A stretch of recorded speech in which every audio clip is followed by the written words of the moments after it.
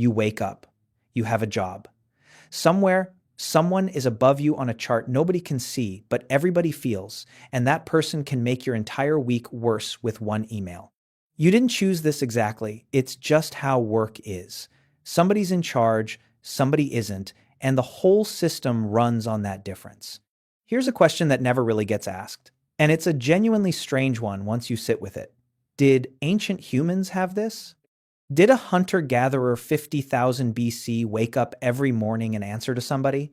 Was there a guy at the top of the tribe, making decisions, taking credit, adjusting everyone else's schedule?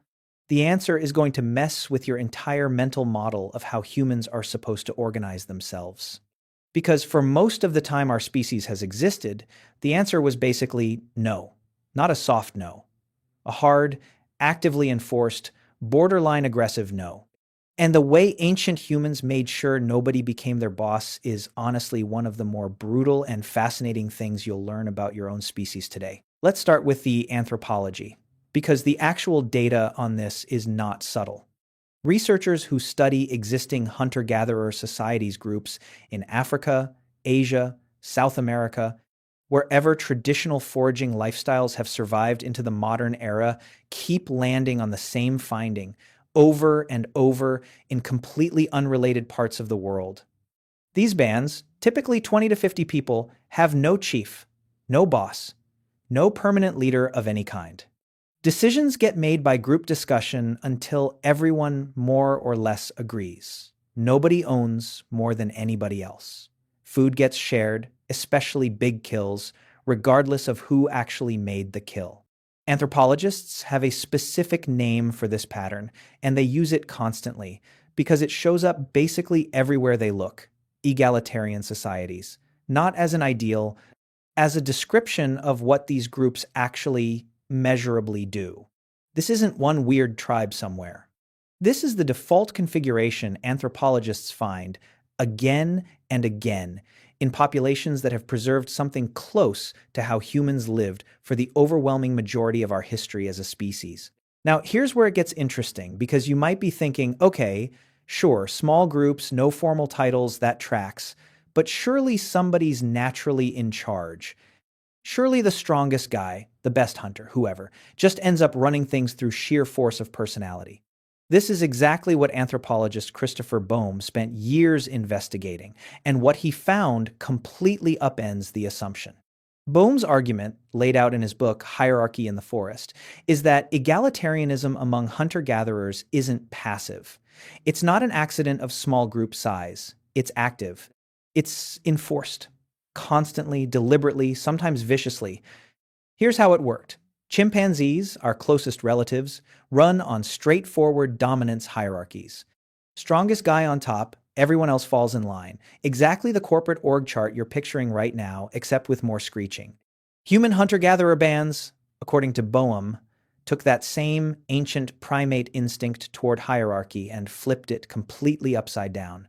Instead of letting the strongest, most aggressive person dominate the group as a whole actively works together to make sure nobody gets to do that.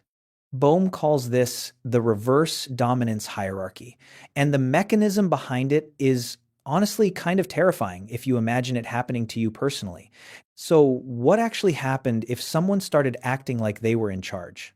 If someone got bossy, started ordering people around, started taking more than their share, started acting like the group's resources were somehow theirs to control, the group noticed immediately, and they had a whole escalating toolkit for shutting it down. Step one was teasing. Pointed, specific, public teasing, aimed directly at whatever behavior was starting to look like dominance, not gentle ribbing. Targeted mockery designed to make the behavior socially costly before it went any further. If the teasing didn't work, it escalated to ridicule, then to more direct criticism, then to shunning the group simply stops engaging with you, stops sharing with you, stops treating you like a full member of the band. If someone still didn't get the message, the next step was ostracism, actual exile from the group, which in a hunter-gatherer context where survival depends entirely on the cooperation and resources of your band, was functionally a death sentence. And in the rare cases where none of that worked, where somebody kept trying to dominate the group even after being teased, shunned, and threatened with exile, Boehm's research indicates the group's final option was execution. The band, collectively, would kill the person who wouldn't stop trying to become their boss. Let that sit for a second.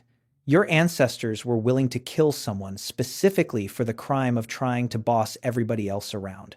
Now think about what that actually implies about human psychology, because this is the part that connects directly to your Monday morning. We like to imagine that human beings naturally crave hierarchy, that someone's always trying to climb to the top, and someone's always more comfortable following. Corporate culture is basically built on this assumption.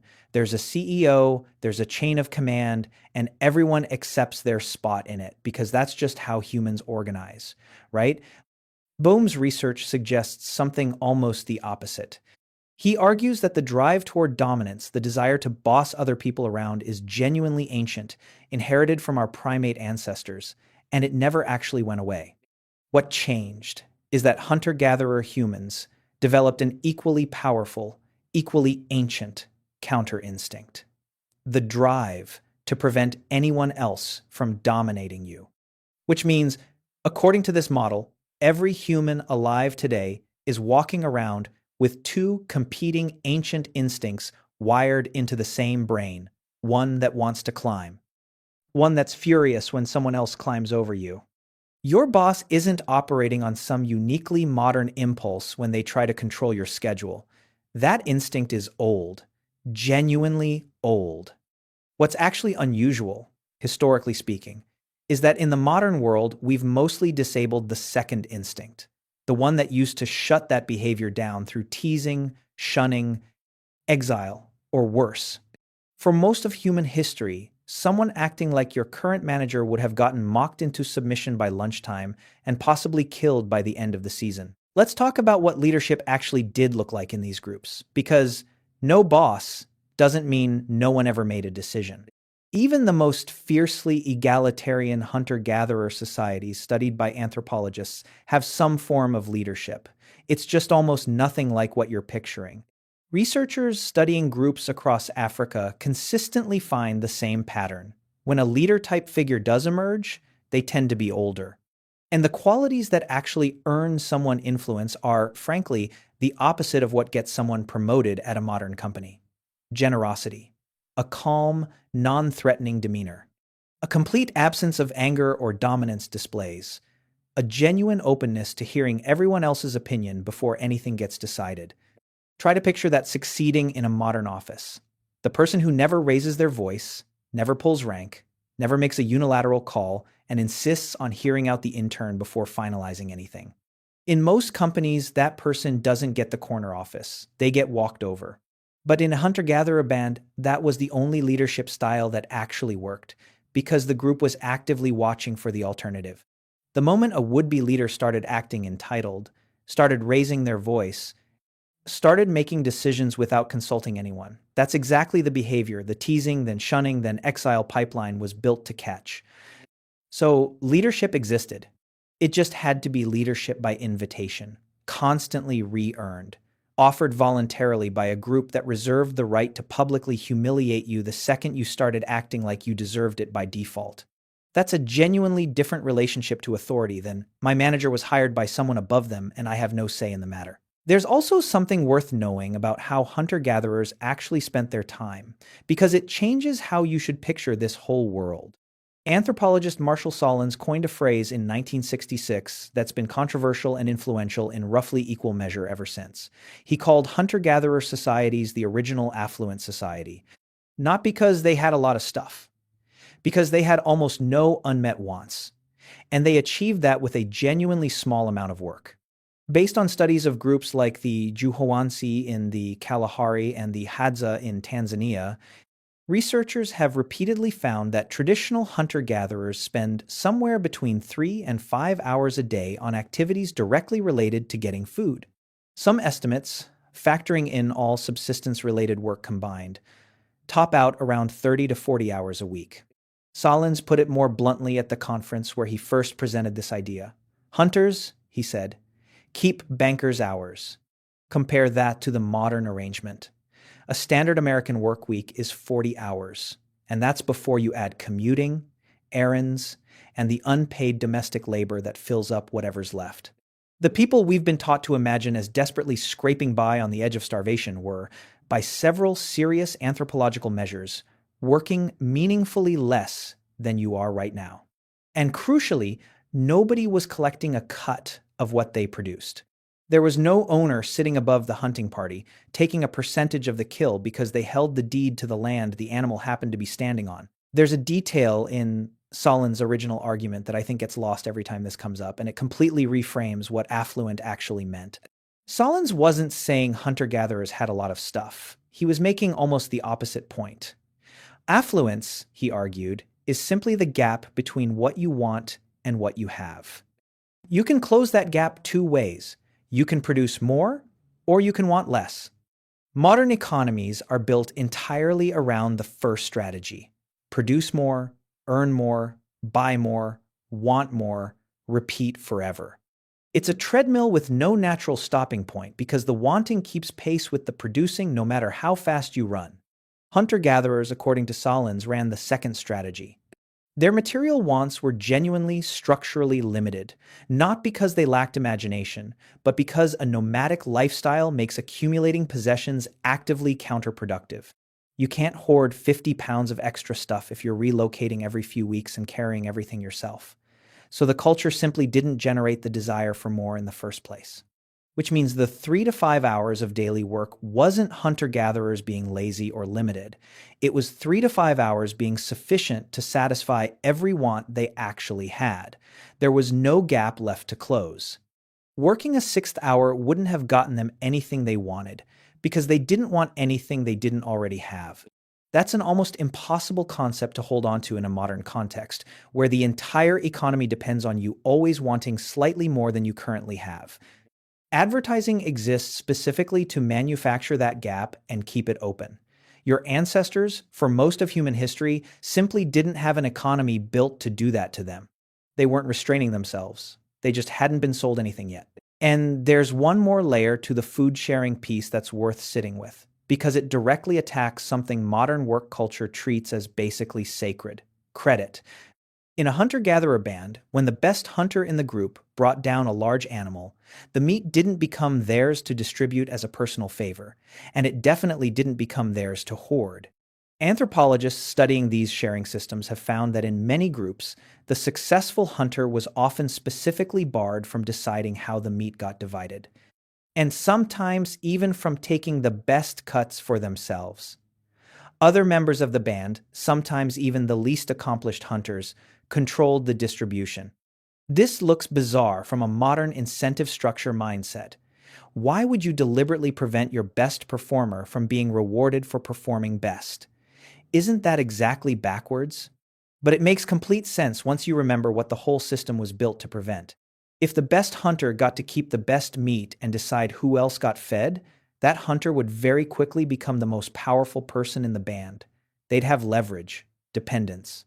The beginning of exactly the kind of hierarchy the group had spent generations making sure never got a foothold. So the system deliberately separated achievement from control. You could be excellent. You could be the person everyone quietly respected as the best hunter in the group. But that excellence was not allowed to convert into authority over anyone else. That separation of skill from control is also probably why hunter-gatherer bands were, according to Bohm, unusually good at spotting the early warning signs of someone trying to leverage their talent into power. A skilled hunter quietly starting to expect special treatment. A good storyteller starting to talk over everyone else during group decisions. The group had seen that pattern before, across countless generations. And the teasing usually started long before the behavior became a genuine problem. Compare that to a modern workplace, where performance and authority are supposed to be directly linked. Do well enough, long enough, and you get promoted into having power over the people who used to be your peers. That link, the one hunter-gatherer societies spent enormous social energy severing, is the entire foundation of how modern organizations are structured. It's genuinely strange to realize that the system you work inside every day is built on exactly the connection your ancestors organized their entire society to prevent. Okay, but here's the obvious pushback, and it's a fair one. If hunter-gatherers were so egalitarian, if bosses got mocked or exiled or occasionally killed, how did we end up here? How did we go from a species that violently resisted hierarchy to a species that willingly shows up every morning and takes instructions from a guy in a slightly nicer chair? The honest answer, based on the archaeological and anthropological record, is agriculture. Once humans started farming, something fundamental changed about resources. Food could now be stored, land could be claimed, fenced, defended, inherited, and storage plus ownership creates exactly the conditions that hunter-gatherer egalitarianism was built to prevent. Suddenly, there's a surplus somebody can control. Suddenly, there's a granary somebody can guard. Suddenly, there's a reason for someone to say, "This is mine," and mean it in a way that sticks. Researcher James C. Scott, building on this same body of anthropological work, has argued that the agricultural revolution wasn't the upgrade we tend to assume it was. It didn't improve daily life for most people who lived through it. It imposed a harsher work regime, and it set in motion the long, slow buildup of the kind of inequality that eventually produces kings, landlords, and yes, managers. The reverse dominance hierarchy that had kept bosses from existing for hundreds of thousands of years didn't get defeated by a better argument.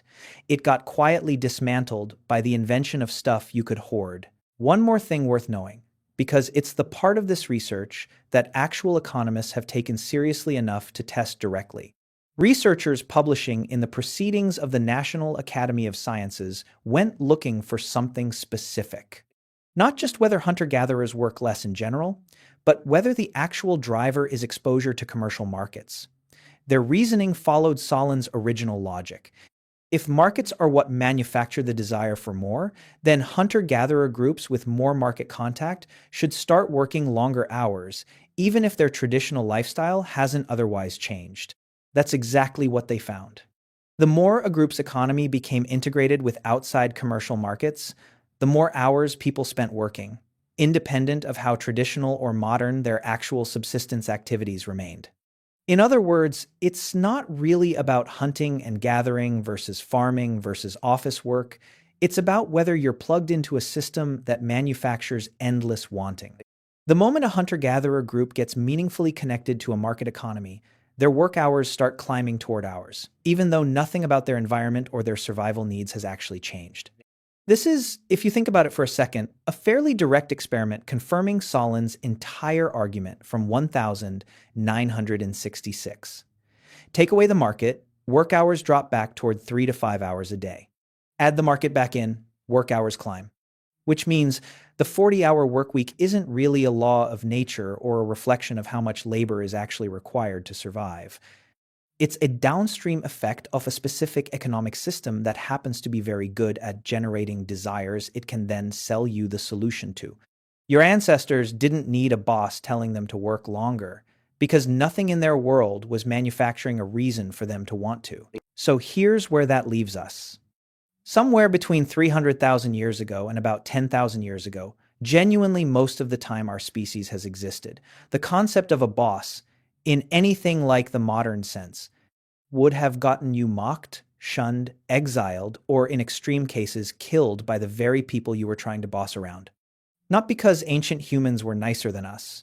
Boehm's research is clear that the drive to dominate never disappeared. It's still fully loaded in every one of us. What disappeared, gradually, starting with the first stored grain surplus, was the machinery your ancestors built specifically to stop that instinct from winning. You go to work tomorrow and someone tells you what to do, and some part of your brain, a very old part, is going to feel a flicker of something it doesn't quite have words for. That flicker is real. It's not you being difficult.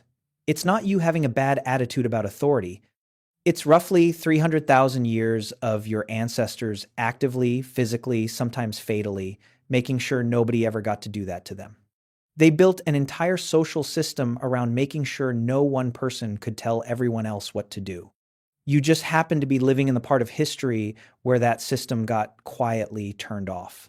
There's one last irony worth sitting with before we wrap up. The word boss itself comes from the Dutch word baas, which originally just meant something like master or uncle, a term of casual respect, not command. It didn't take on its modern meaning of person with authority over your labor until the word crossed into American English in the colonial era, largely because English speakers wanted a word for master that didn't sound quite as much like master. The concept needed rebranding even then, which tells you something. The idea of a boss, in the specific modern sense of someone who owns your working hours and directs your labor for their benefit, is not ancient. It's not even particularly old as human concepts go. It's a relatively recent invention that required an entire economic infrastructure, private land, storable surplus, wage labor, markets before it could exist at all. Your ancestors spent hundreds of thousands of years making absolutely sure nobody got to occupy that role. And then, within the last several thousand years, a genuine eye blink on the timescale of human existence, we built a world specifically engineered to require it. The instinct that made your ancestors mock, shun, and occasionally execute anyone who tried to become their boss didn't go anywhere. It's still fully wired into you. It's just that somewhere along the way, we built an entire civilization around convincing that instinct to stay quiet.